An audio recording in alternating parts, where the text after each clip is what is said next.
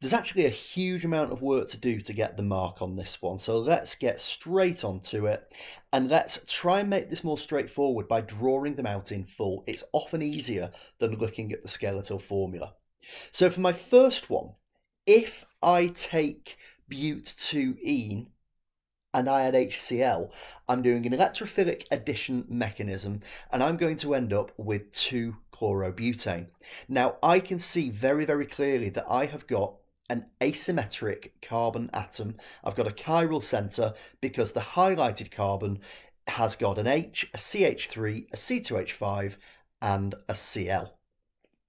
If I move on to B and I add Cn to this aldehyde, I will end up again with an optical isomer.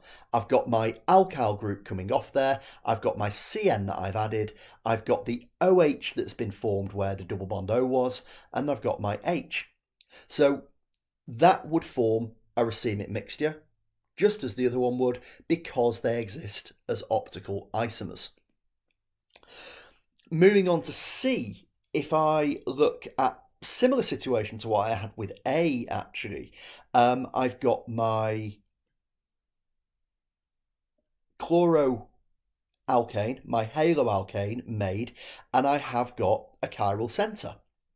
Whereas if I look at D, I'm going to end up with 2 CH3s coming off that carbon, 1 Cn and 1 OH. So I don't have 4 different groups coming from it. I don't have a chiral center, so it can't form a racemic mixture.